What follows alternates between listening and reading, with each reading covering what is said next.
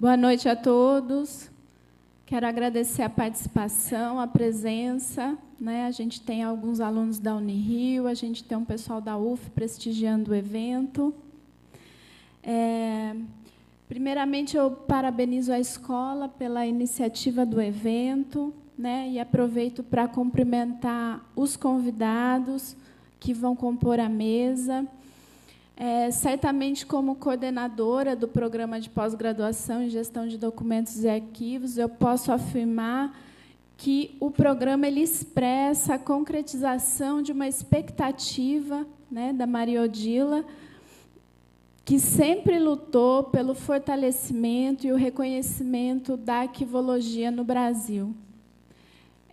Nesse sentido, então, eu passo a palavra para o professor Eliezer, que vai fazer uma abertura e vai falar algumas palavras. Bom, também boa noite. Eu quero agradecer a todos que estão aqui e eu me junto a vocês com muita emoção nesse momento, nesse dia, em que nós queremos homenagear a professora Maria Odila Fonseca. Nós demos um título, 10 anos depois, o legado de Maria Odila Fonseca para a arquivologia brasileira. Ela nos deixou há 10 anos, foi professora do Departamento de Ciência da Informação da UF, onde ela atuou desde 1982 até o seu falecimento. Ela, além de ser professora por bastante tempo, ela também atuou em algumas instituições importantes. Entre 77 e 81, atuou no CPDOC da FGV. Entre 88 e 90, atuou, entre 82 e 88, atuou no Arquivo Nacional, um longo período, protagonizou bastante no processo de modernização da instituição, atuou entre 88 e 90 na Fundação Nacional de Artes Cênicas, a Fundacem. Sua formação foi inicialmente em História, na graduação, se especializou profissionalmente na área de arquivologia, se titulou basicamente na área de ciência da informação, e seu mestrado, defendido em 96, foi uma pesquisa sobre o direito à informação e privilegiando uma observação sobre a questão do acesso aos arquivos municipais. Seu doutorado, defendido em 2004, no ano seguinte se torna um livro de bastante repercussão na área, e seu tema enfrentado foram as relações entre arquivologia e ciência da informação, e eu me sinto muito honrado hoje estar aqui na abertura desse evento. Para mim é uma oportunidade incrível, uma oportunidade muito gratificante, e eu, pensando sobre essa oportunidade, eu, enfim, recuperei algo que tive a oportunidade de falar há 10 anos. E, ao recuperar isso, algumas afirmações que fiz na oportunidade que tive há 10 anos de falar sobre a professora Odila. A sua obra pode ser considerada uma expressão, uma das expressões do pensamento arquivístico brasileiro.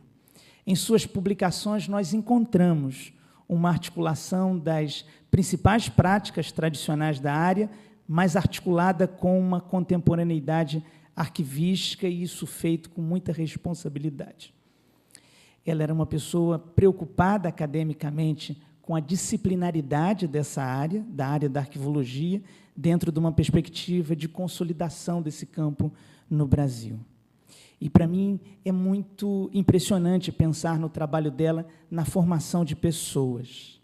Especificamente, o quanto ela foi importante, por algumas décadas, presente em sala de aula, na formação de estudantes de arquivologia que tem nesse curso uma energia emancipatória.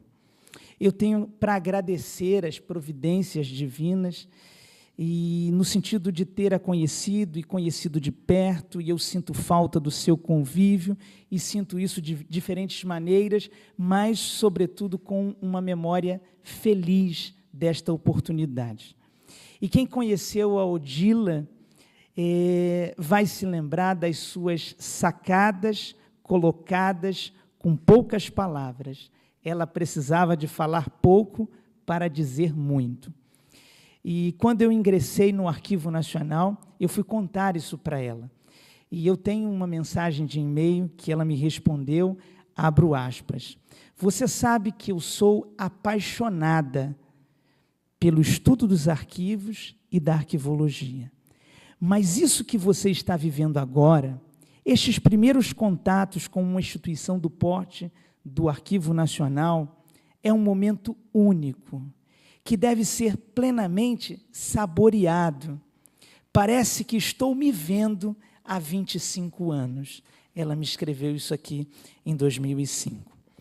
E eu li um livro do Carlos Heitor Coni sobre suas memórias e algo me impressionou e fiz essa seleção do seguinte trecho. E quando ele fala da ausência do pai, ele diz: ele não ganhou o universo inteiro, mas não perdeu a sua alma, sua alegria de viver, não perdeu seu apetite pela festa da vida. Acho que é algo que expressa a pessoa com quem eu convivi, Maria Odila. Eu queria, depois de fazer essas considerações que senti vontade de fazer nessa abertura, convidar aqui o professor Paulo Elian, o professor José Maria Jardim e a Maria Tereza, que são os membros dessa mesa em que a gente quer homenagear o legado da Odila e sua memória.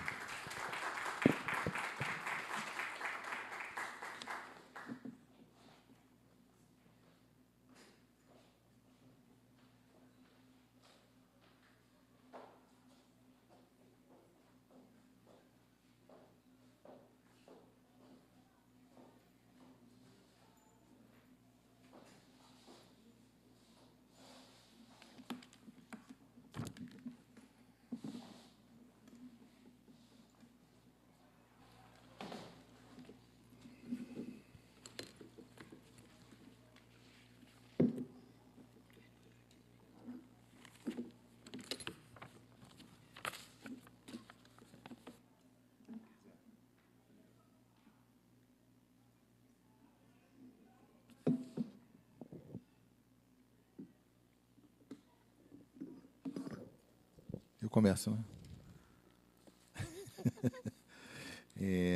Bom, boa noite a todos e todas presentes. Meu colega Zé Maria, Maria Tereza.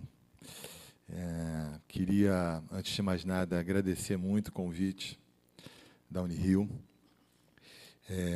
Fiquei agora bastante tocado pela introdução do Eliezer.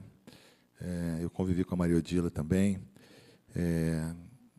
em 3 situações, em momentos diferentes em trabalho, mas não foram convivências muito intensas, mas acho que eu tenho impressões e uma visão sobre ela que é compartilhada por muitos, né? Eu preparei um texto, porque senão eu ia me perder, e para mim é importante, então eu vou ler esse texto, e eu acabei ele agora hoje, às 4h30 da tarde, ainda está um pouco quente. Quando o professor Eliezer, há cerca de um mês, me fez o convite para participar desta justa e afetuosa homenagem da Unirio à professora Maria Odila Fonseca, fiquei bastante honrado, mas, ao mesmo tempo, assustado diante de uma enorme responsabilidade, por algumas razões básicas. A primeira, porque considero Maria Odila uma das profissionais mais brilhantes da sua geração. A segunda, porque certamente outros colegas, professores ou pesquisadores, poderiam desempenhar essa tarefa com mais domínio e competências.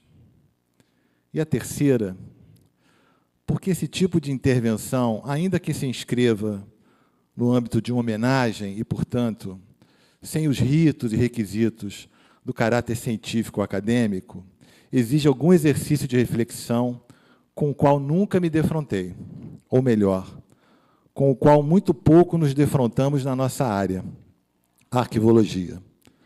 Porque não se trata apenas de examinar seus trabalhos, livros, artigos publicados, mas compreender os contextos políticos, sociais, culturais e científicos da sua época e, sobretudo, as instituições por onde passou e os atores, pessoas ou grupos com os ou as quais conviveu, interagiu, influenciou, divergiu. Portanto, quero dizer que considero altamente salutares e necessárias reflexões dessa natureza. Me senti positivamente provocado, mas desde já peço desculpas a vocês pelas prováveis e compreensíveis imprecisões do texto. Texto com pretensões ensaísticas, quem sabe num futuro próximo, marcado por algumas especulações e pistas que certamente devem ser analisadas e cotejadas por pesquisas. Vejo de forma muito positiva estudos com essa perspectiva, pois podem configurar contribuições à história da arquivologia no Brasil. No cartaz de divulgação do evento, o título da minha intervenção é, abre aspas, contextualização da obra de uma pesquisadora, fecha aspas, que de partida já nos coloca algumas questões. Mas o que foi a obra da Maria Odila? Sua produção técnica e acadêmica publicada? Fui procurar. Sim, mas a ela não se restringe pelo simples fato de que Maria Odila fez um percurso profissional combinando hábil e intensamente a vivência nos problemas, práticas, métodos e técnicas dos arquivos, com a docência, exercida por um longo período na universidade, e a pesquisa.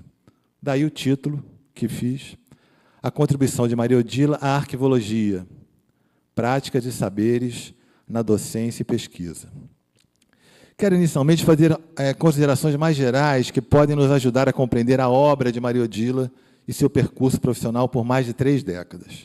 Em primeiro lugar, Maria Odila faz parte de uma geração de jovens que se formou na universidade na década de 70, durante a ditadura militar, marcada por repressão, tortura, censura e forte controle da vida política, social e cultural, em meio a promessas e iniciativas tímidas e vacilantes de abertura do regime. Nesse ambiente, jovens historiadores e cientistas sociais, como Maria Odila, graduanda em História na UF, que optaram por ofícios voltados a uma abordagem científica e uma reflexão crítica sobre os processos políticos, econômicos e culturais da vida social, viam-se altamente tolhidos.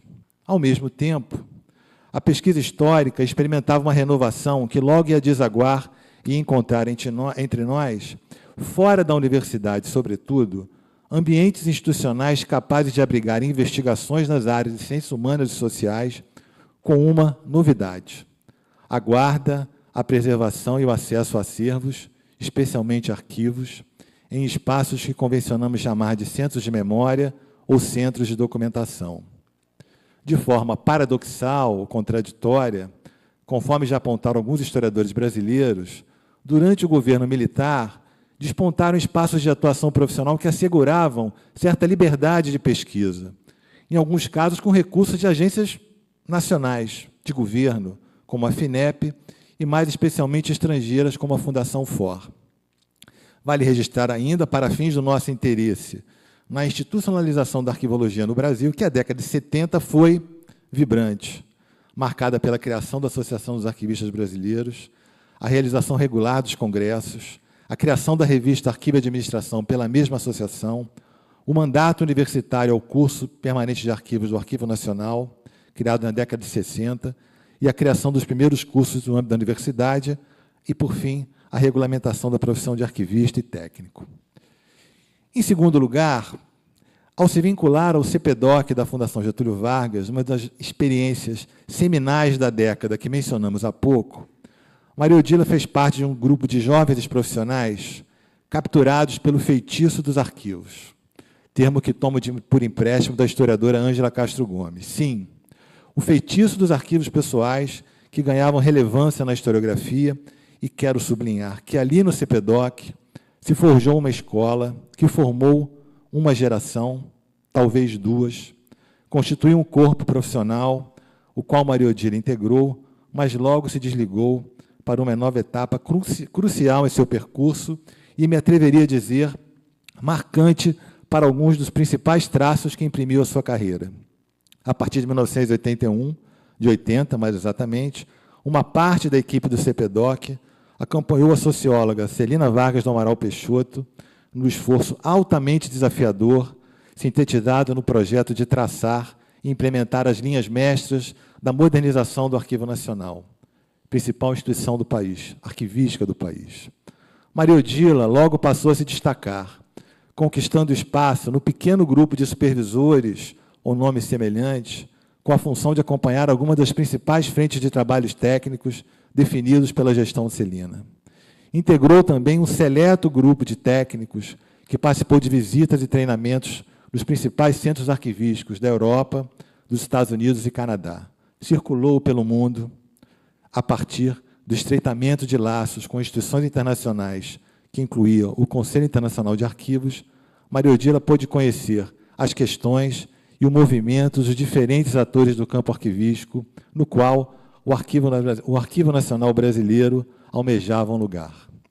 Naquele contexto de mudanças, resistências, desconfianças, adesão, alguns confrontos, mas, sobretudo, de apropriação e estudo dos complexos problemas de uma instituição daquela natureza na administração pública federal, ela, ao lado de outros profissionais que ali chegavam, esteve no centro de uma experiência singular entre as instituições arquivísticas brasileiras. A geração de conhecimento no Arquivo Nacional, naquele período, ainda não foi analisada, e especialmente os 10 anos da direção de Celina Vargas. Penso que é a tarefa fundamental para os estudos arquivísticos da universidade. Em sua passagem pelo Arquivo Nacional, Maria Odila esteve muito próxima do centro de decisão, assessorando a direção nos últimos anos da gestão Celina Vargas e compartilhando dessa forma dos grandes temas que tiveram na agenda da instituição. Um destes temas foi o da formação profissional e o papel que o Arquivo Nacional poderia ocupar num cenário ainda marcado pela presença de poucos cursos universitários e de enormes desafios políticos e técnicos científicos. Aqui, nesse ponto, eu quero chamar a atenção para algo que, na minha visão, é um dos traços da trajetória de Maria Odila. A experiência do Arquivo Nacional fez dela um ator em permanente diálogo, não com os profissionais da sua geração apenas, mas, sobretudo, com as gerações anteriores. Maria Odila era essa ponte. Posso dizer que, nesse quesito, teve algumas parceiras. Poderia citar Roseli Rondinelli. E, ao fazer esse papel de elo entre gerações, o fez com sabedoria, bebendo dos saberes e das práticas construídas por pessoas e grupos para produzir novos conhecimentos. E vale lembrar, com generosidade, inclusive em espaços públicos. Apenas para mencionar alguns nomes, ainda que corra o risco de cometer omissões, vale citar seu apreço por Maria Amélia Porto Miguez, Marilena Leite Lopes, Helena Corrêa Machado e Norma de Góes Monteiro. A experiência no Arquivo Nacional representou um grande laboratório para as macro-questões do mundo dos arquivos na administração pública brasileira.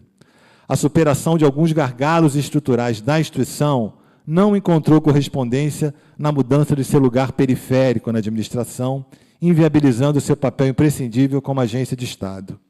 Os impasses e o esgotamento das possibilidades políticas de novos avanços foram aos poucos minando o ambiente. O Arquivo Nacional foi se despovoando, perdendo vigor. A Lei de Arquivos, aprovada em 91, foi, de certa forma, percebida por uma parcela dos principais atores da área como um elemento novo que viabilizaria as políticas. Bem, este é outro assunto. Professora do Departamento de Documentação da UF, onde ingressou na primeira metade da década de 80, Maria Odila deixa o Arquivo Nacional. Entre 88 e 92, atuou na coordenação de centros de documentação em órgãos do Ministério da Cultura. É possível afirmar que sua opção por retomar o mestrado em Ciência da Informação no IBICT, no início da década de 90, e dedicar-se exclusivamente à docência no curso de Arquivologia da UF, seja um marco da virada em sua carreira. Certamente, estimulada pelo ambiente da pós-graduação e pelo reencontro com José Maria Jardim, que integrou o grupo de jovens e promissores profissionais que conduziram o Arquivo Nacional às realizações já mencionadas. Esse reencontro produziu importantes efeitos para o curso da UF e para a arquivologia brasileira. Juntos, abriram espaço político e acadêmico para seus trabalhos e para um conjunto expressivo de dissertações e teses no programa de pós-graduação em Ciência da Informação IBICT UFRJ, com reflexos nos dias atuais. Encontraram interlocutores importantes, como Maria Nélida Gonçalves de Gomes. E, naquele ambiente, também foram influenciados, me atrevo a especular, por autores nos campos da sociologia, da ciência política e da filosofia da ciência, que lhes forneceram conceitos e abordagens úteis na análise de seus objetos. O diálogo interdisciplinar com a ciência da informação, historicamente ancorada nas bases teóricas e conceituais da documentação, da biblioteconomia e da informação científica e tecnológica do pós-Segunda Guerra, não foi tarefa das mais fáceis a Maria Odila.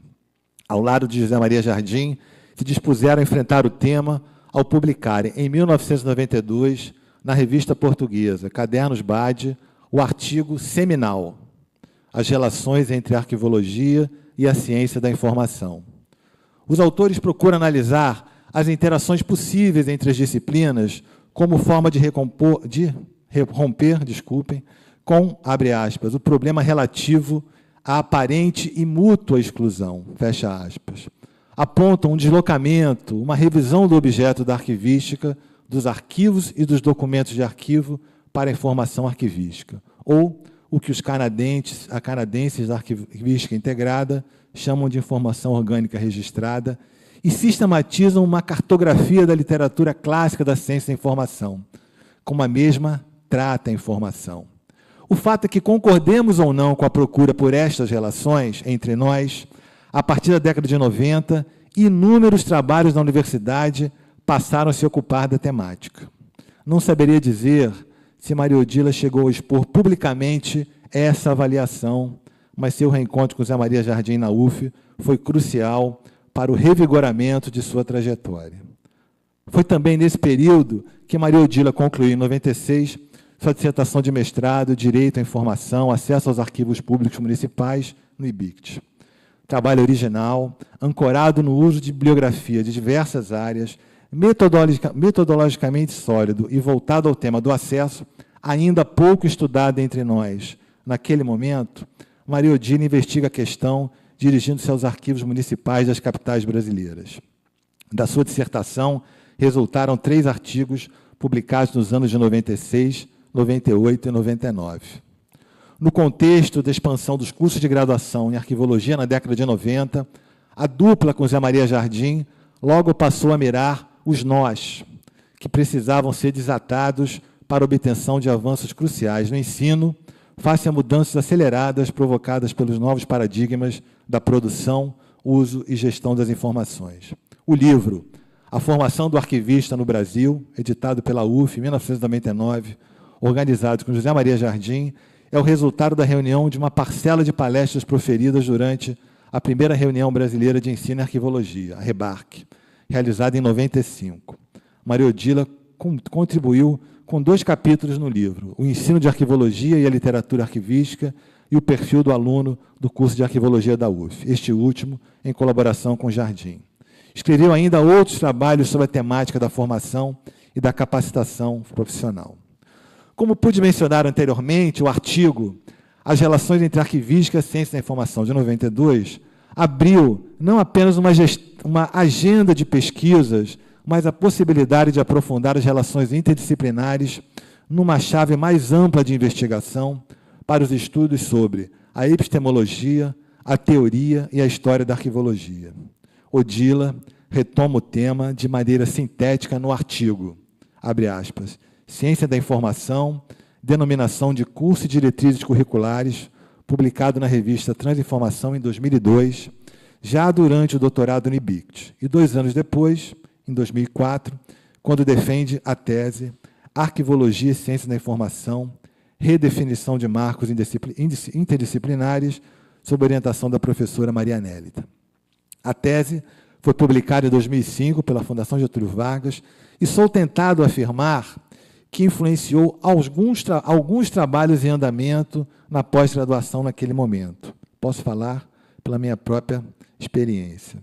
De um lado, pelo seu esforço de traçar um panorama histórico das 2 áreas, mas, sobretudo, da arquivologia. De outro, pelo aprofundamento das reflexões que passam por sua visão, dela, Odila, da informação como elemento central do conjunto de objetos de que ambas se ocupam. Sua discussão com um pensamento hegemônico na área dos arquivos, que descarta a informação entre os objetos preferenciais e as perspectivas renovadoras nesse mesmo pensamento. Em síntese, Odila pretende verificar como o surgimento de novos espaços de conhecimento, a universidade, naquele momento, e a redefinição dos objetos se verifica no Brasil. O olhar amparado em pesquisa rigorosa e domínio de uma ampla bibliografia abria inúmeras possibilidades de pesquisa e intervenção em eventos científicos da área. Sua conferência, As Estruturas da Produção do Conhecimento, Quadros em Movimento, proferida durante o 14º Congresso Brasileiro de Arquivologia, em abril de 2006, no Rio de Janeiro, publicada 2 anos depois na revista Arquivo e Administração, é um exemplo lapidar dos caminhos que a professora Maria Odila Fonseca abria para novos estudos e o papel que poderia desempenhar como interlocução qualificada no processo de afirmação da arquivologia como área de conhecimento entre nós. Ao se propor a mapear, abre aspas, as lacunas que encontrava na identificação de uma possível infraestrutura de pesquisa na arquivologia, identificada principalmente na fragilidade dos mecanismos de comunicação científica, fecha aspas, Odila mira num dos elementos centrais das investigações que tratam da constituição e institucionalização da ciência. Ela dava sinais claros de flertar com a literatura da sociologia da ciência, imprescindível para os desdobramentos desse tipo de análise. Aquela que se debruça sobre a formação das comunidades científicas, dos periódicos, das associações e entidades profissionais ou acadêmicas, do ensino de graduação e pós-graduação, e por aí vai. Nesse mesmo artigo, chama a atenção para os trabalhos de Theo Thomas, abre aspas, um dos mais destacados estudiosos da obra de Thomas Kuhn, aplicadas ao desenvolvimento da arquivologia. Esse foi o último trabalho de Maria Odila, que iniciava suas atividades na pós-graduação do programa UF-BICT. Nos deixou de forma prematura quando alcançava a maturidade intelectual e acadêmica. Seu doutorado, concluído por volta dos 50 anos, se explica por suas opções e escolhas pessoais, mas especialmente pelos caminhos de uma geração que mergulhou, se dedicou a conceber, construir, forjar projetos institucionais que, via de regra, não passavam pela universidade, pela academia. Pouco importa. Importa sim. Importa reconhecermos nela um espírito que conjugou imaginação e rigor nas pesquisas, muitas delas pioneiras. Importa perceber que ela compreendia a dimensão pedagógica do ato científico, fosse na sala de aula, num arquivo, numa palestra ou num laboratório. Importa reconhecer em sua tese que o campo privilegiado para o estudo da construção de uma disciplina é sua história, que a história de uma ciência é o laboratório de sua epistemologia. Recentemente, ao me debruçar sobre uma parruda coletânea de ensaios, algo em torno de 700 páginas, sobre um dos mais importantes historiadores brasileiros, me detive a um trecho da apresentação dos organizadores que cabe perfeitamente nessa celebração ao legado da professora Maria Odila Fonseca. Abre aspas. A maior homenagem que podemos prestar a um autor é dialogarmos crítica, criativa e apaixonadamente com sua obra. Fecha aspas. É o que iniciamos hoje. Obrigado.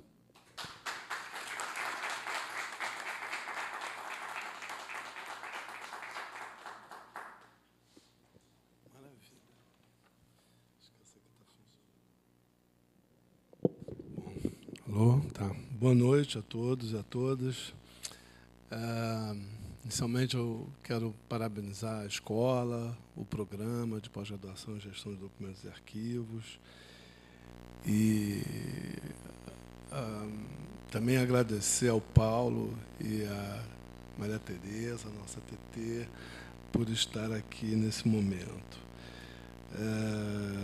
Parabenizar o Paulo por essa belíssima construção ensaística que vale a pena, espero que seja publicada, porque é uma reflexão que transcende, né? Que é importante porque foca uma trajetória de uma profissional com a relevância de Odila, que eu vou ter que chamar de Bila daqui para frente, e, ao mesmo tempo, transcende, porque ilumina, né, um momento e um processo significativo da arquivologia no Brasil. Parabéns, Paulo. Eu mencionei, né, quando divulguei essa mesa no Facebook, que 10 anos de ausência, entre aspas, de Bila merece uma reflexão que é mais do que um tributo, né, porque nos remete à história da arquivologia no Brasil, seu passado, esse presente e o seu futuro, né? E há uma série de aspectos que fazem parte dessas questões, né? Que são absolutamente contemporâneas e estão na pauta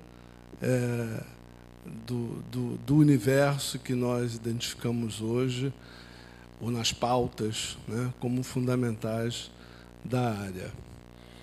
Inclusive, um dado que eu acho, né, já conversei com o Paulo sobre isso uma vez, que eu acho impressionante, e que a trajetória de Odila também reflete, pensando historicamente em termos de questões de gênero, né, como essa área no Brasil se constrói e pulsa com a participação das mulheres, né?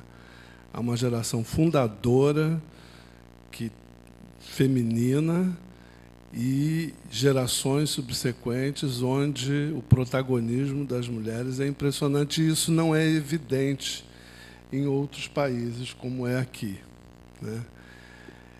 Acho que o trajeto de Odila também se insere, né, reflete um pouco e faz refletir essa questão, entre outras. Quando nós pensamos, eu estava fora do Brasil e conversamos sobre essa mesa, eu tinha certeza que eu não poderia, por razões óbvias, fazer tentar nada parecido com o que o Paulo fez tão bem.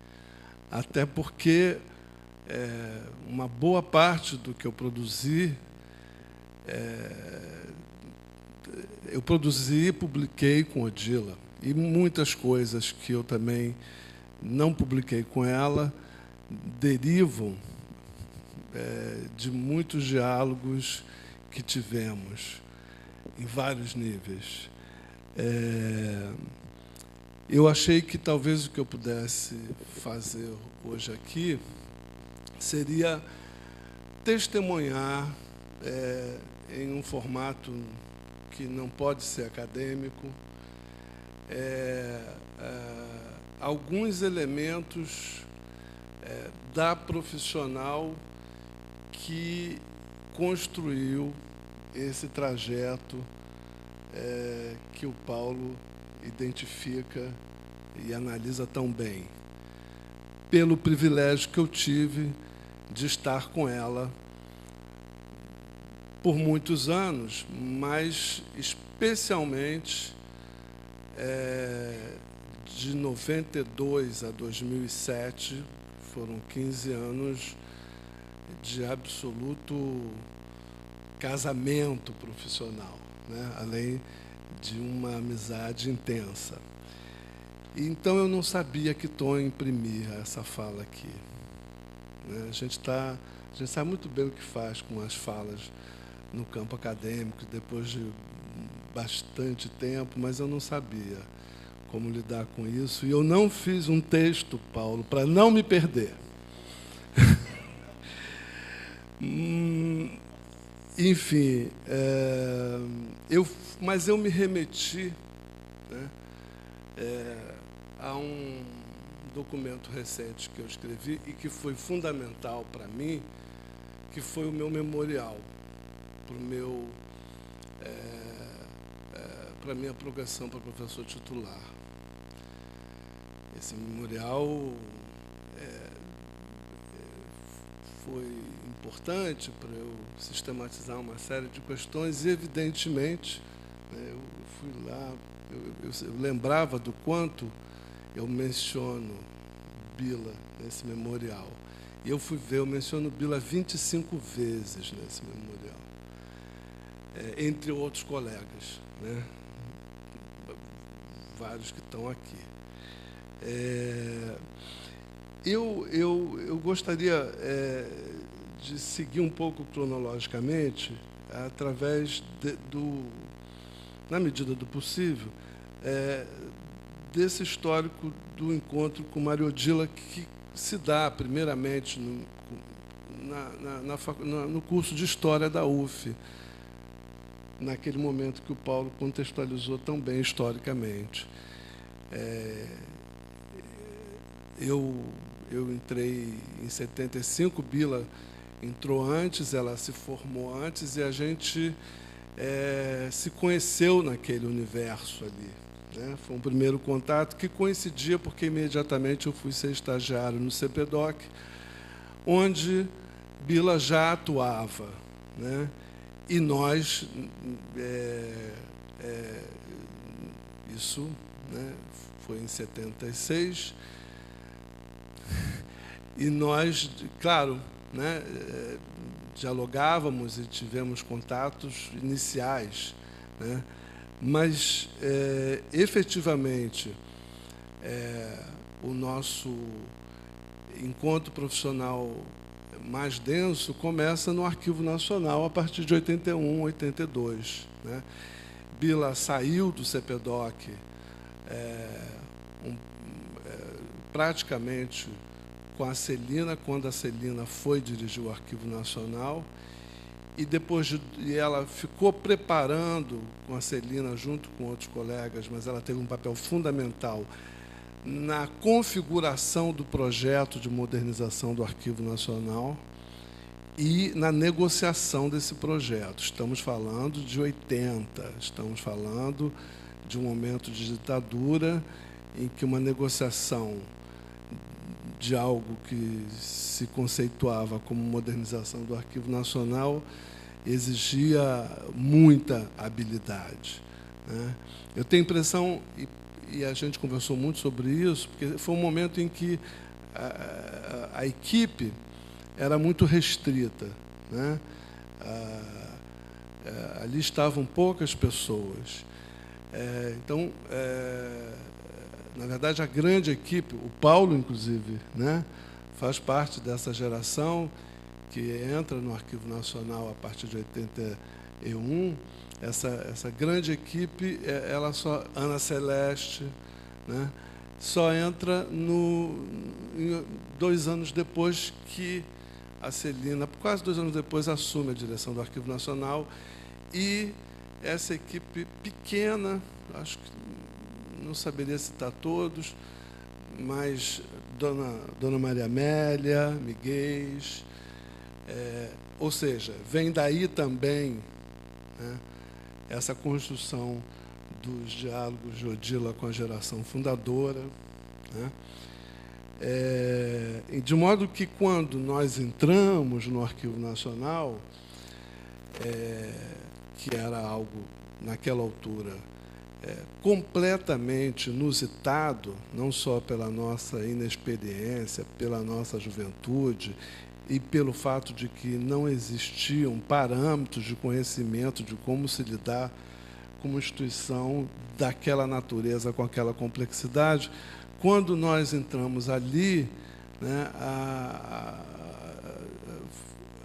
a presença de Bila foi um dado importante, porque ela, em muitos momentos, para mim, que fui trabalhar como assistente da coordenação, foi fundamental, porque, de alguma forma, aquela caixa preta, né, que já tinha começado a ser aberta, né, não só por ela, mas por aquela pequena equipe. E num livro que o Paulo organizou com a Georgette e a Angélica, sobre a história da arquivologia no Brasil, tem alguns artigos interessantes. Eu me detive exatamente sobre esses anos 80, não só sobre o Arquivo Nacional, mas, efetivamente, né, foi um momento impressionante, né, de produção de conhecimento, de busca pelo conhecimento arquivístico, de reflexão. E nesse momento, em todas as fases desse processo, que não foi linear, tinha contradições, tinha embates, dentro, fora, o Ministério da Cultura visivelmente incomodado com a ação do Arquivo Nacional àquela altura, com a lei de arquivos, e os problemas iam da micro a macro arquivística, né? Eram questões que iam desde metodologia de identificação de fundos até como chegar a um texto inicial sobre uma lei de arquivos, além de uma negociação intensa que a direção do Arquivo Nacional começa na época, em busca de um cosmopolitismo internacional para o Arquivo Nacional, que permitiu que muitos de nós saíssemos do Brasil naquela altura para estudarmos, não em cursos regulares, mas para fazermos estágios supervisionados na Europa, nos Estados Unidos, e isso foi, e Odila também, como o Paulo mencionou. E nesses anos do Arquivo Nacional, eu convivi intensamente com Odila, e aí eu fui percebendo, né, com que grau de potência eu estava lidando, com toda a delicadeza e contundência na discussão que Maria Odila conseguia ter, porque ela conseguia ter. E aí eu comento isso porque são atributos, entre aspas, naturais, mas são atributos cultivados, né? E no caso de Odila, cultivados também porque ela tinha ela tinha uma sofisticação intelectual que vinha da sua formação, que vinha da sua inserção familiar, junto a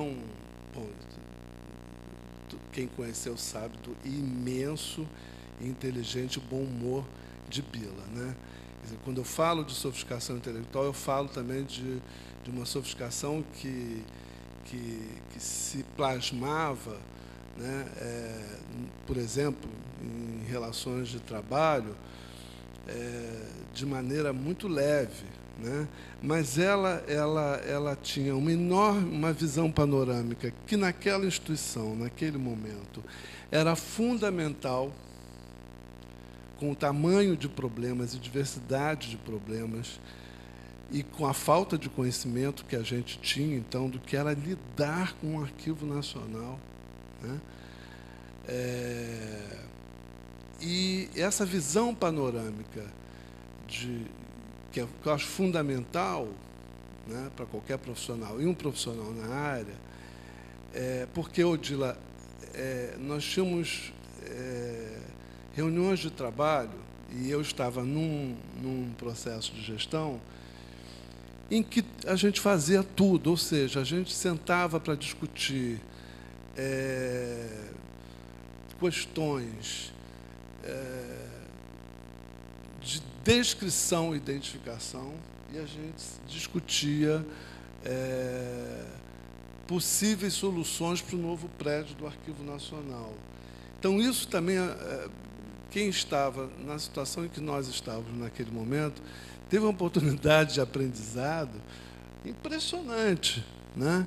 Porque a gente não tinha, fora os grupos de trabalho que estavam, né, e com tarefas imensas, como o grupo de trabalho de identificação de fundos externos que Ana Celeste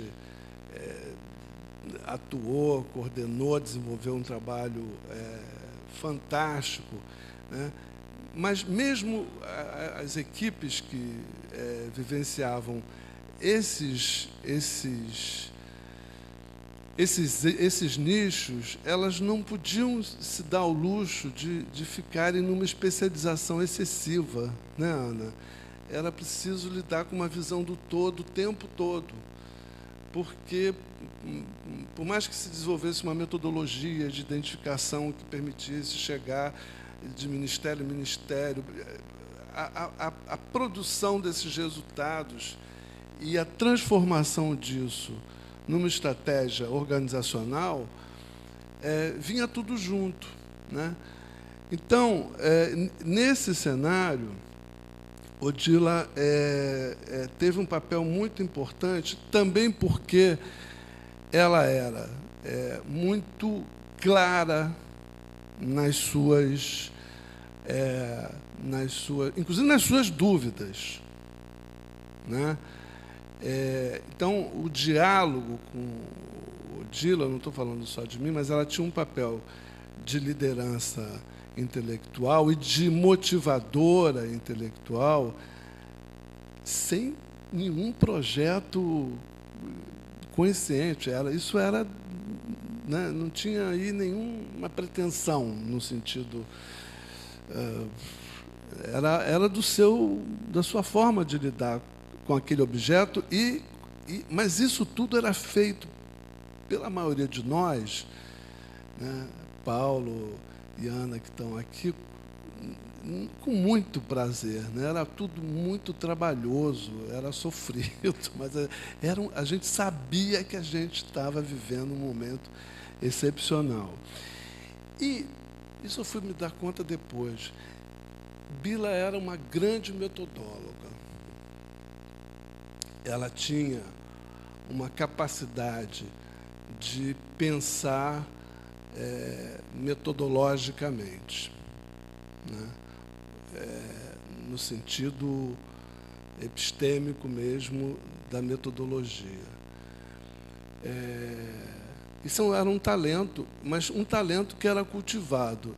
E, sem dúvida, algo que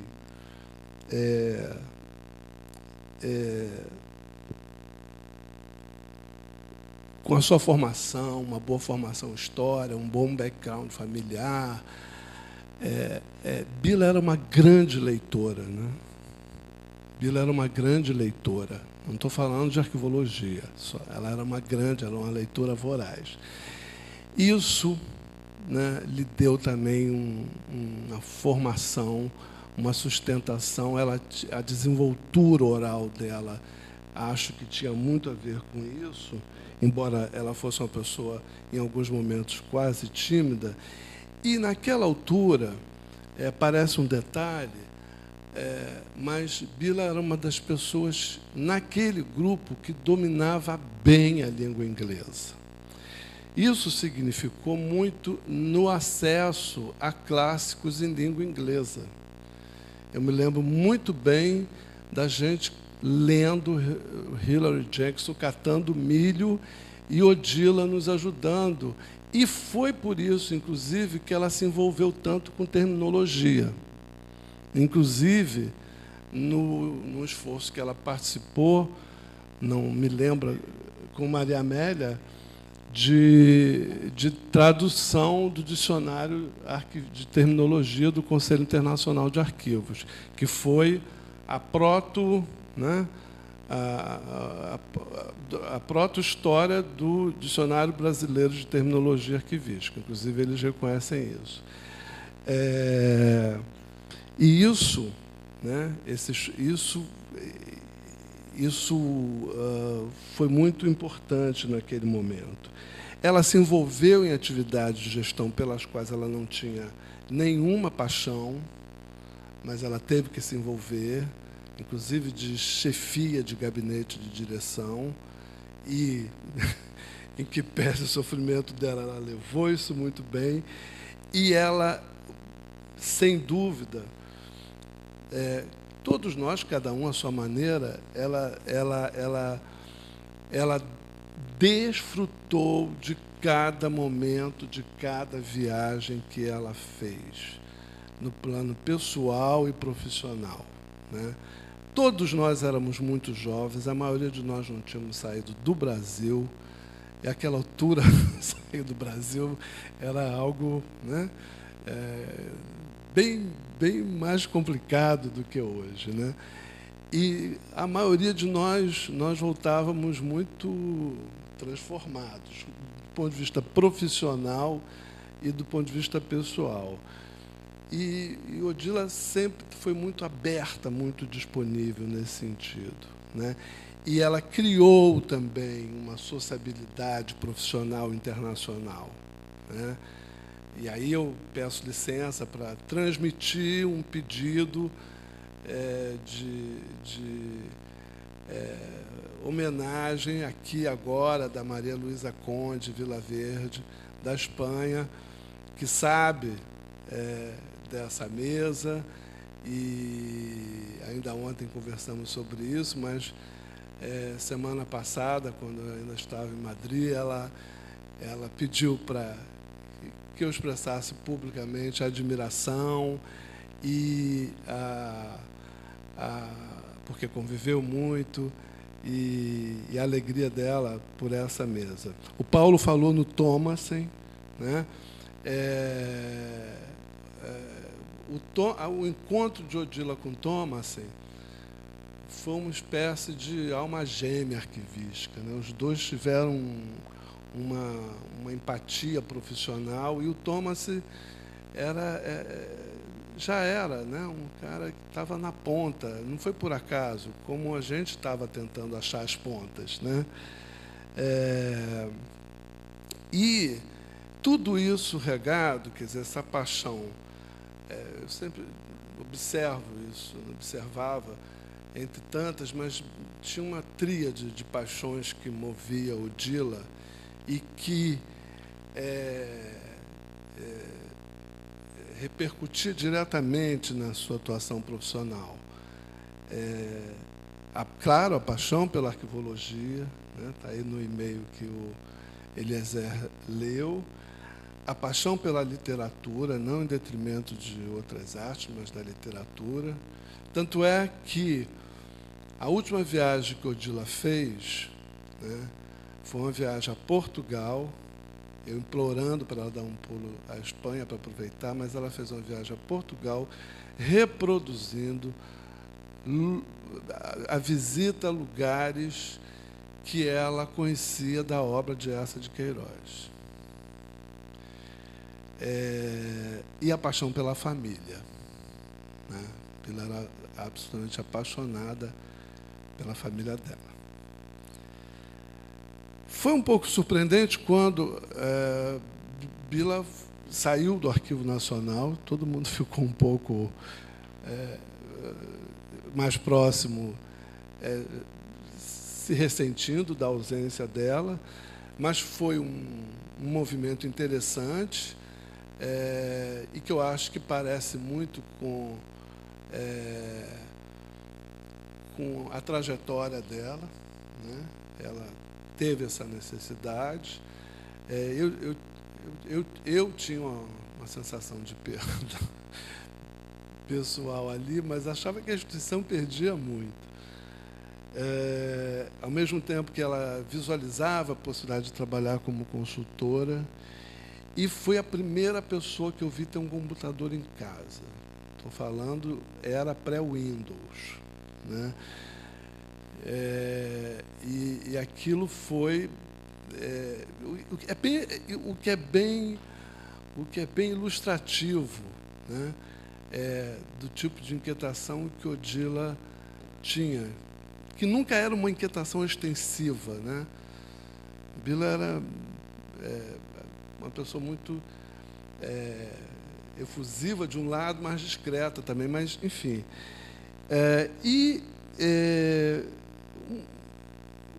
A gente se reencontra. É interessante que ainda nos anos 80, ela entra na UF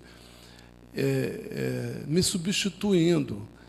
Eu fui convidado para ser professor substituto, fiquei um tempo, mas eu tive que sair, porque eu recebi a bolsa para fazer estágio na Europa. E aí Bila me substituiu, e aí teve concurso para professor, e ela ficou, né? E quando eu saio do Arquivo Nacional e vou para a UF, eu reencontro com Odila lá, a gente nunca perdeu contato, e reencontro com Odila no mestrado, né? O que foi uma maravilha, né? Porque a gente já tinha uma história, a gente tinha uma articulação. Odila tinha feito uma parte do mestrado nos anos 70, o que é de ciência da informação, aqui no IBICT, quando o programa era em inglês, né, vinham os professores de fora do Brasil, e era algo, isso eu me lembro, porque ela fazia isso com a Adelina, do CPDOC, né? E era algo completamente inusitado, né? Alguém com formação em história fazer ciência da informação naquela altura dos acontecimentos. Mas, pelas próprias demandas profissionais, não foi possível. Ela pede reingresso e a gente entra em 92. Né? E aí foi algo fantástico. O Paulo mencionou esse artigo, né? Esse artigo que foi publicado na revista Bade, que replicou muito e que a gente, aliás, não tinha a menor pretensão que não fosse organizar um pouco o pensamento e a inquietação da gente naquele momento, porque tinha aquela questão, mas o que a gente está fazendo com a arquivologia aqui na ciência da informação? Né? E foi muito interessante, porque esse artigo, um dia, lá na UF, eu recebo uma correspondência grande, eram os originais do livro do Malheiro e dos colegas portugueses que tinham lido aquele artigo. Né? Estamos falando de uma era pré-internet. E que diziam que muitas daquelas questões estavam no livro deles. Né? Bom, depois a gente veio a se conhecer e foi genial isso. Aí, acho que o Paulo foi muito preciso nas questões de Odila sobre o ensino, e eu acho importante mencionar isso. Né? A Odila sempre teve esse afã de conhecimento da área, de capacidade de trabalho, mas é bom que se diga, porque eu acho isso muito saudável, com uma visão muito prazerosa, né, do que ela fazia e também de outros prazeres da vida. Né? A gente não está falando de uma pessoa que vivia obsessivamente a arquivologia. Né?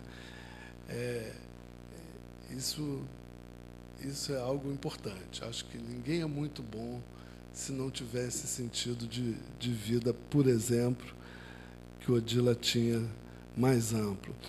Mas, efetivamente, essa busca, a pesquisa, né, naquela altura, nós não estávamos, né, no modo de produção de pesquisa que nós temos hoje. seja porque estamos na pós-graduação ou porque temos uma bolsa do CNPq. Como a gente conversava muito, quase todo dia, surgiam ideias. E aí era isso assim mesmo, isso dá um artigo. Só que a gente precisa levantar uns dados antes. Então, a gente fazia uma pesquisa, às vezes, com alunos, e isso resultava num artigo. Então, tinha uma fluidez nesse sentido que era muito... E também o artigo não era àquela altura, não estou falando isso nostalgicamente, nem como uma crítica ao cenário que a gente vive hoje. Não era, né, não era para, não estava referido a qualis nenhum. Era uma necessidade absoluta de sistematizar alguma coisa que a gente estava pensando de comunicar, né? Mas o que era mais fundamental na minha vivência com Odila, observando, era o ensino. Bila adorava o ensino. Ela se colocava, antes de tudo, como uma professora. Ela evocava sua família de professoras, sua vinculação a isso. Ela adorava ensinar. E era, quem sabe, foi aluno de Bila, uma grande professora, né? Odila tinha um sentido que não era nada populista, não fazia nenhum tipo de sedução para ser a mais querida, absolutamente. Ela era rigorosa, mas os alunos, mas sempre também muito bem-humorada, e ela tinha um profundo senso de alteridade, de perceber o outro, em geral, discretamente, sutilmente, e isso ia para a sua prática docente, sempre foi. Então, por exemplo, nós tivemos um aluno que entrou no curso, havia um antecedente já em relação a esse aluno. A gente tinha informações que ele tinha problemas de uma síndrome, né, que o limitava, embora ele não tivesse deficiências cognitivas que o impedisse de fazer o curso de arquivologia. Mas ele tinha problemas de sociabilidade e, enfim, ele nos chegou com uma série de informações, inclusive da dificuldade dele de interagir com o mundo. A primeira coisa que Odila descobriu, e que eu acho que ninguém tinha visto ainda, era que esse rapaz tinha bom humor. Ele ria com ela, né?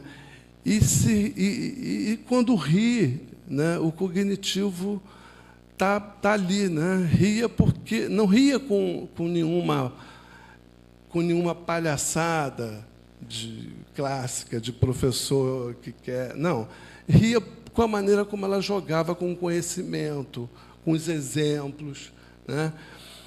E eu dou esse exemplo porque é muito revelador da professora que Odila foi. E o Paulo mencionou essa reunião que a gente fez em 95, que foi a pré-REPARC, né? REPARC, a gente fez a reunião brasileira de ensino em arquivologia. A questão da pesquisa não estava tão nítida.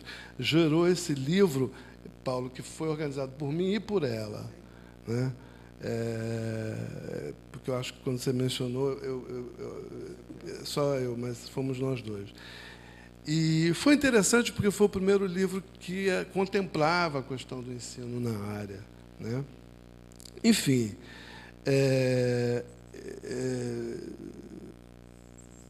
nós trocamos muito porque, embora eu tenha terminado o doutorado antes, a gente conviveu muito também na fase do doutorado,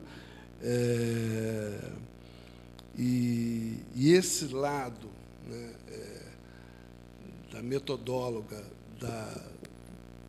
que Bila era, aparece nos dois trabalhos, mas aparece muito na sua dissertação, na forma como ela trabalhou com a dificuldade de obter dados junto às capitais, né?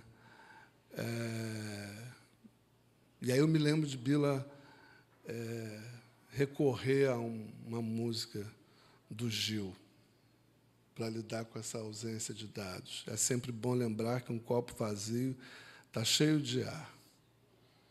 E ela trabalhou essa parte desse copo vazio muito bem. Eu levei isso comigo a vida toda nas minhas aulas de metodologia. Dei esse exemplo. A gente teve também algo... Porque eu quero citar, né, para além da produção de Odila, Paulo situou isso muito bem, que foi uma pesquisa sobre o perfil do curso, o perfil do aluno, né, do curso de Arquivologia da UF. Essa pesquisa depois foi feita aqui, Ana Celeste se envolveu, influenciou estudos depois, outros cursos fizeram. E, naquele momento, foi muito importante a gente fazer essa pesquisa, porque o que a gente percebia ficou evidenciado, né? Que o nosso aluno, naquele momento, era uma mulher jovem, negra, pobre, e que morava longe do local do curso, né? E, por isso, ela precisava fazer o curso à noite também. E o curso era manhã e noite. A gente conseguiu levar uma boa dose das disciplinas para a noite. Bila teve uma atuação importante, a gente partilhou isso em 2000, no primeiro Seminário Internacional de Arquivos de Tradição Ibérica. A gente trabalhou todo o enquadramento temático do seminário, que foi um seminário organizado pelo Arquivo Nacional e a Associação Latino-Americana de Arquivos. E, em 2006,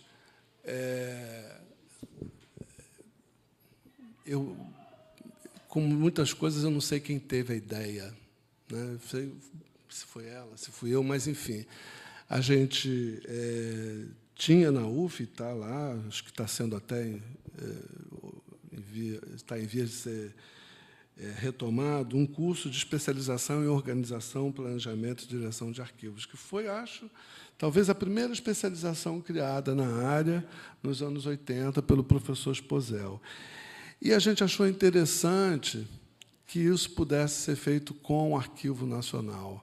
A gente fez um projeto com a direção do Arquivo Nacional, os colegas do Arquivo Nacional. Esse primeiro curso foi operacionalizado, né? O pacto era eu coordenar o primeiro ano, no segundo ano eu ia para o pós-doutorado e Odila assumiria. Mas a gente já fez isso pensando na possibilidade de transformar no mestrado. O que teria acontecido, provavelmente? Só que, né, no ano seguinte, no ano que Bila assumiria, ela adoeceu. E aí esse projeto, por várias razões, perdeu o rumo. Enfim, outro ponto que eu gostaria de mencionar é público isso, mas foi a dedicação e as horas de trabalho que Odila dedicou à Associação dos Arquivistas Brasileiros, em vários momentos. Quando a gente... quando falo a gente, fala uma série de pessoas, a gente se deu conta de que o Congresso ele precisava ter uma feição mais científica do que ele tinha. Essa arquitetura, quem montou, na própria operacionalização, foi Odila, né?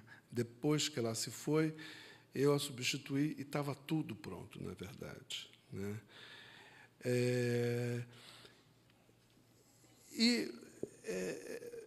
Por fim, mencionar algo, eu já mencionei um pouco dessa da maneira como a gente produzia, que não era uma produção só de artigo, né, mas era também eventos, como eu mencionei, que a gente acabou atuando em conjunto, de participação em eventos. A última participação que a gente teve foi num evento de arquivos científicos na Casa Rui, em que a gente discutia certas categorias, né, e Odila era muito boa na desconstrução de certas categorias, não na desconstrução pela desconstrução, mas numa desconstrução crítica de certas categorias, né, em que havia uma classificação do que é arquivo científico, do que não é. A gente discutia que fronteira era essa.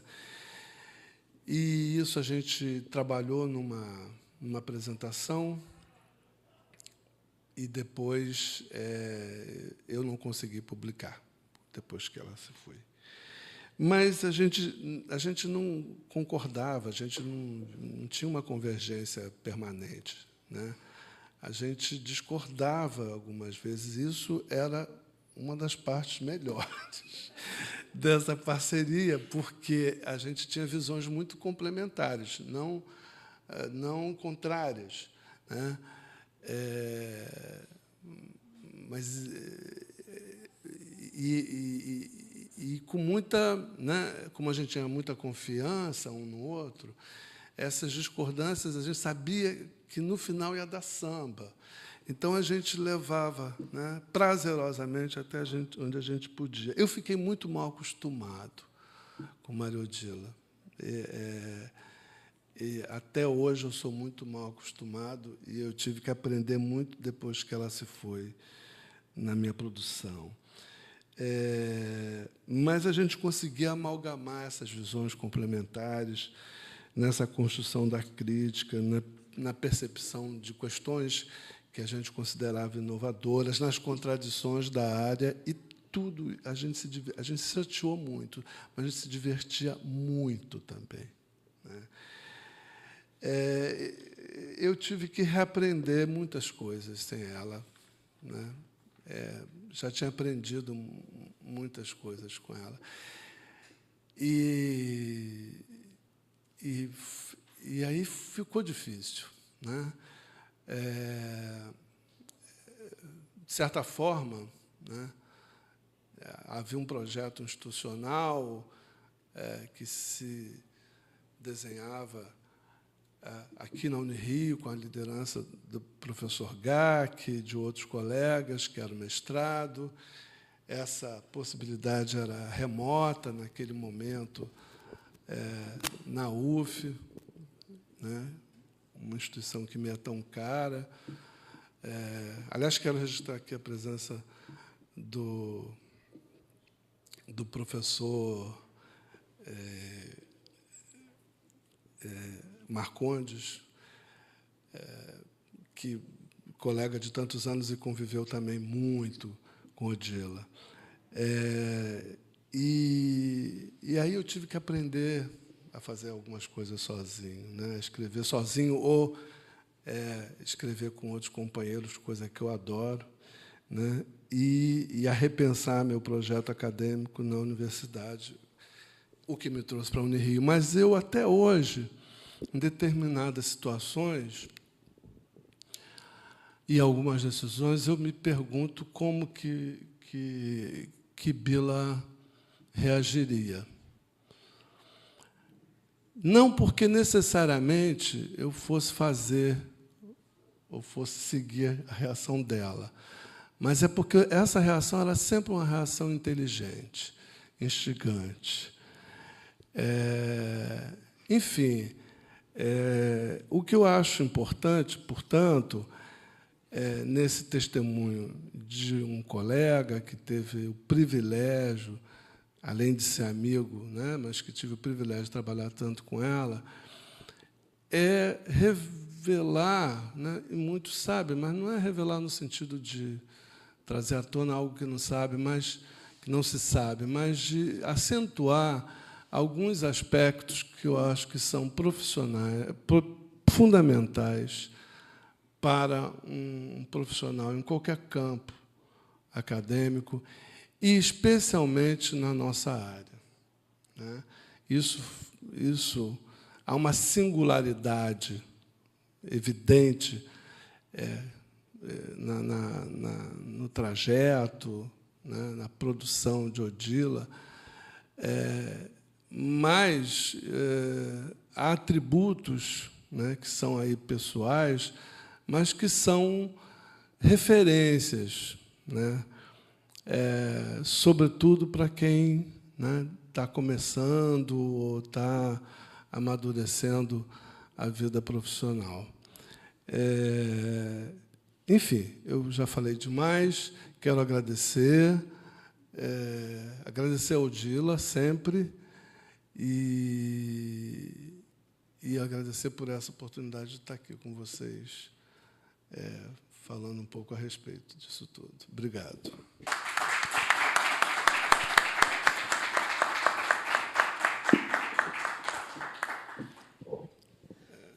Se o Paulo me permite,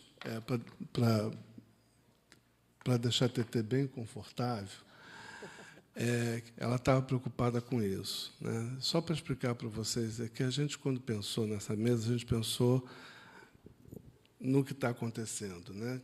O Paulo fazendo o que ele fez brilhantemente, eu dando um pouco esse testemunho, e, por outro lado, né, um testemunho, depoimento, né, de alguém muito próximo, né, da pessoa Maria Odila, né? Então, a gente pensou muito na TT, né,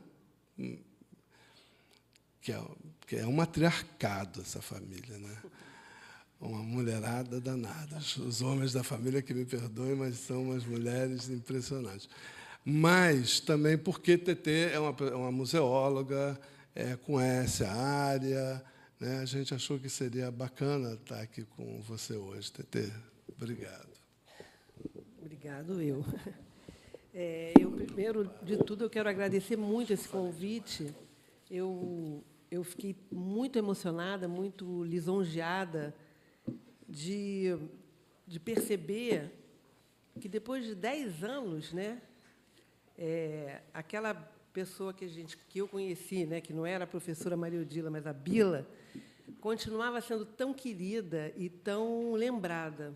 Eu vi isso muito quando, no Facebook, o Zé lançou, né, o convite, a homenagem, e tantas pessoas se manifestaram de forma tão carinhosa e tão agradável, né? Então, é legal saber que a minha irmã querida não era só querida por nós, é querida por uma série de pessoas, como um exemplo de profissional, né?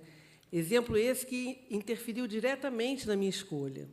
Eu me lembro que, quando eu fiz turismo, na época, tinha aquele curso profissionalizante, e eu fiz turismo. E, na hora de escolher uma profissão, eu fiquei muito na dúvida. Falei, caramba, o que eu vou escolher? E eu me lembro que eu admirava a Bila, né? Assim, a maneira com que ela lidava com a escolha dela. E aí conversávamos muito, e ela, uma vez, me falou, por que você, em vez de fazer... Porque eu queria fazer ou história ou antropologia. Na época, a antropologia era a nível de 3º grau, né? Era só pós-graduação. Eu nem sabia, eu achava bonito, eu queria. Aí ela disse, por que você não faz a museologia? Você gosta tanto de arte, você gosta dessa parte de cultural, você já tem uma base, porque o curso de profissionalizante tinha muita história da arte, então, por que você não escolhe a museologia? Foi quando eu fui estudar, né, para saber o que era a museologia, e me apaixonei. Então, a Bila sempre teve uma influência muito grande na minha vida pessoal e profissional. O Zé e o Paulo falaram super bem da Bila profissional, da professora Maria Odila. E cada vez que o Zé falava, o Paulo falava alguma coisa, eu ficava me lembrando das coisas paralelas que eu via em casa, né? Então, essa coisa que o Zé falou, da profissional, da professora que ela era. Eu me lembro, quando a Bila entrou para a faculdade de História, ela só fez o bacharelado. E a minha mãe dizia, filha, faz a licenciatura, é uma opção, se você não conseguir alguma coisa... Jamais, mãe, eu jamais serei professora. Eu não vou ser professora. E, no entanto, foi nessa área em que ela foi mais feliz profissionalmente. Eu acho que a descoberta da arquivologia, o trabalho no CPDOC, o trabalho no Arquivo Nacional, eu me lembro que vocês estavam falando da dificuldade que ela era de ser chefe de gabinete, eu me lembro que não era a coisa que deixava ela feliz, mas ela fazia com galhardia, ela fazia com bom humor. A Bila tinha um humor muito grande. Então, até na hora das críticas, eram críticas com muita graça, né? E eu me lembro disso. E, quando ela foi para a UF, ela foi para substituir o Zé, e, num primeiro momento, ela ia ser apenas uma professora substituta. E, quando ela resolve fazer a prova, era uma única vaga, né, Zé? E ela entra e ela se descobre assim uma professora encantada, feliz. E o que mais marcava essa coisa da profissão, né, de professora, que ela gostava, era o amor com que ela falava dos alunos, né? A Elisa, minha irmã, sabe que ela está aqui, ela falava com tanto carinho, com tanta paixão da profissão de professora, né?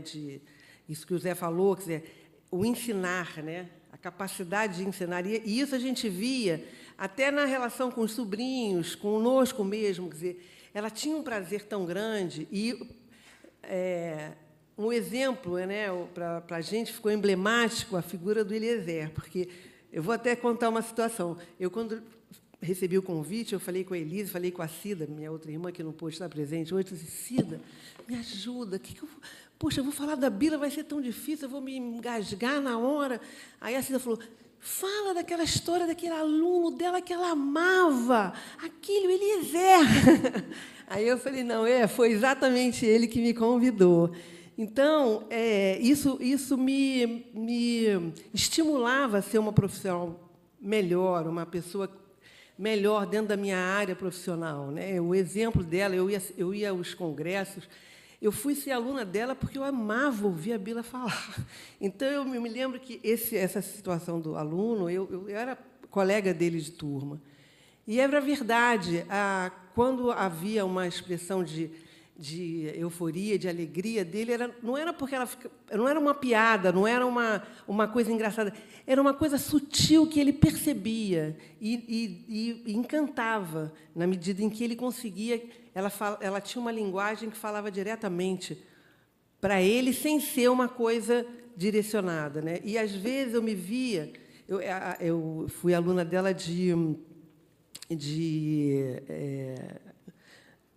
eu estou assim um pouco... Arquivo permanente, um pouco tenso. Eu vou fazer até uma confissão. Quando eu vou falar em público, eu sempre brinco. Bila, incorpora, me ajuda, vem. Mas, como ela era muito tímida, ela provavelmente, hoje, nesse dia, disse, não, agora se vira, quem mandou? Né? Então, eu me lembro que eu era aluna dela do curso de arquivo permanente, eu me via muitas vezes assim, cara, eu não estava prestando atenção no conteúdo, só eu via a forma com que ela se movimentava, a forma com que ela nos puxava. Era uma turma à noite, tarde, pessoas que vinham normalmente do trabalho e que a gente conhece, porque eu também já dei aula à noite, que, para puxar essas pessoas, para fazer com que elas se sintam participantes daquela aula, é muito difícil. E a Bila conseguia isso até o final. Até o final. Começava às 7h e acabava assim, tipo 9h30, 10h. Na UF, muita gente morava no Rio de Janeiro, tinha que pegar barca, e a gente percebia que as pessoas eram encantadas com ela, né? E eu, igual ao Zé e o Paulo, fiz um roteirinho aqui também, porque não é fácil, né? Não é fácil.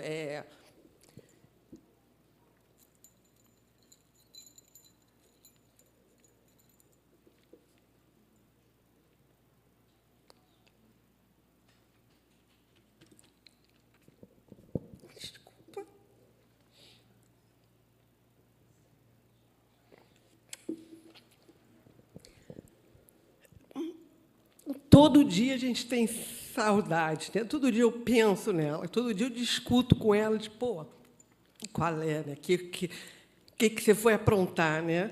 Porque até hoje eu tenho alguns... Hoje eu fiz com o Zé o que eu fazia com ela. Pila, eu vou ter que falar, me ajuda. Hoje eu fiz com o Zé. Zé, como é que eu faço? Como é que eu vou estar lá? Porque é um tema que é muito fácil e, ao mesmo tempo, muito difícil. Falar de uma pessoa que a gente tem uma admiração tão grande. Mas é isso, eu não vou me estender porque não vou conseguir. E até hoje, a Bila, de uma forma involuntária, ela participa, né? Ela abre as portas para mim, porque sempre que eu digo, ou sempre que me apresentam, Tetê, essa é a irmã da Maria Odila, o sorriso é imediato. Então, as pessoas me recebem de uma forma muito calorosa. E, além dos amigos que ela me deixou, esse é um outro legado. O Zé Maria formou o Quarteto das Marias, né? O Zé Maria, como minha mãe disse, foi um dos grandes legados. O Paulo, o Eliezer, todos vocês que estão aqui, eu agradeço imensamente. Eu acho que não tem nada mais legal saber que uma pessoa que a gente ama tanto é tão lembrada com tanto carinho e com tanto respeito profissional. Muito obrigada mesmo. Em meu nome, em nome das minhas irmãs, eu agradeço muito essa homenagem. Obrigada.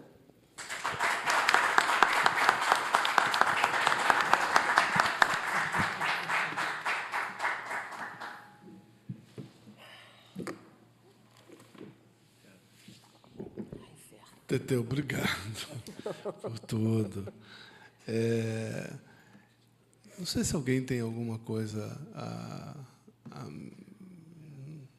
entre os presentes a comentar, a mencionar. Bom. Enfim, eu quero, em nome do programa, da escola, agradecer muito a Paulo. Foi brilhante, Paulo, brilhante. Acho importante que essa sua reflexão seja publicada. Agradecer a Tetê por nos trazer essa dimensão tão pessoal. Agradecer pela oportunidade também de partilhar com vocês esse momento, porque, além, né, de toda o caráter pessoal que nos envolve nisso tudo, a gente fala mesmo de um legado profissional, né? O trabalho de Odila, até hoje, é citado em vários trabalhos que são produzidos hoje, né? O que revela o vigor, né? O vigor da sua trajetória, da sua obra, né? E eu acho que é uma questão até de autoestima da própria área. A gente tem que reverenciar, né, de alguma maneira, os grandes profissionais que a gente teve, que a gente tem, que a gente tenta formar para passar o bastão. E é nesse sentido que eu acho que, para além da nossa emoção pessoal, sobretudo de quem conviveu com Maria Odila, mas é nesse sentido também de pensar sobre essa produção, esse legado, no marco de um trajeto da arqueologia brasileira, pensar, né, como esse trajeto pessoal. E isso é um dado importante, né? Ninguém, por mais brilhante que seja, constrói um legado desse isolado. Havia toda uma contextualização aí, né? Para ficar claro, não estou falando da intensidade do trabalho que nós dois fazemos juntos. Não estou falando disso, eu estou falando porque havia um entorno, né, e uma motivação, né? A gente vivenciou muito isso, cada um a seu modo, mas a gente vivenciou muito, até porque tínhamos vivenciado os anos 70 da ditadura, a inserção dos arquivos num projeto de democratização do país, né? A percepção dos arquivos, da arquivologia, num Brasil que se esperava que fosse emergir, né, a partir daí. A gente não tinha, né, eu falo por mim, mas se eu me remeto ao caso de Odila e de tantos outros colegas, Paulo estava lá, né?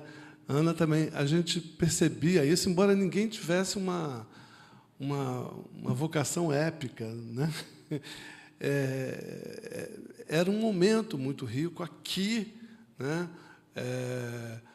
GAC e Júlia na universidade, era um momento muito rico, né?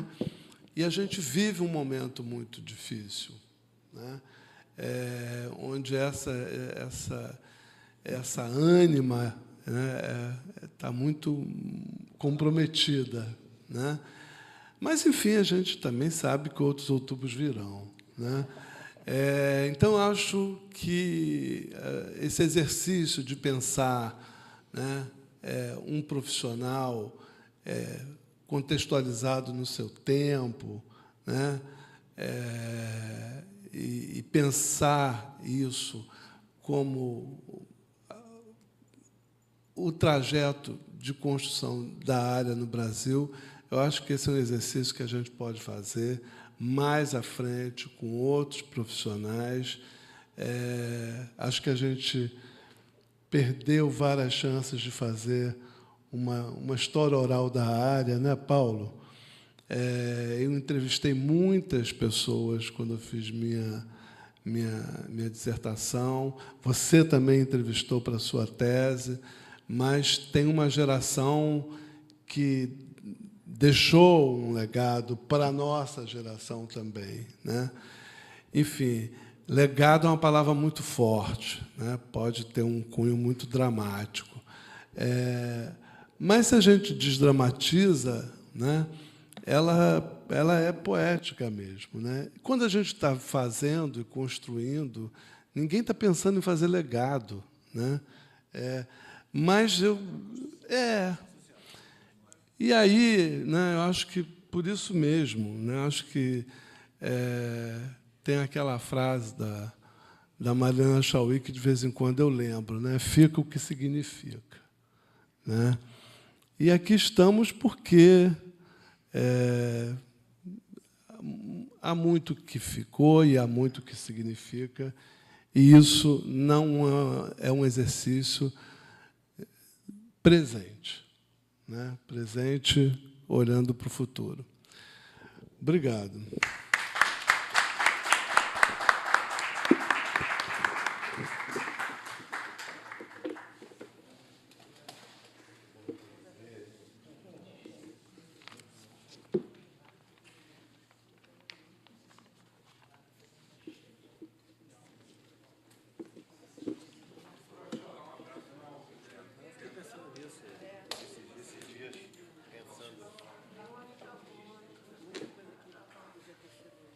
Palestras que ela fez, coisas, notas.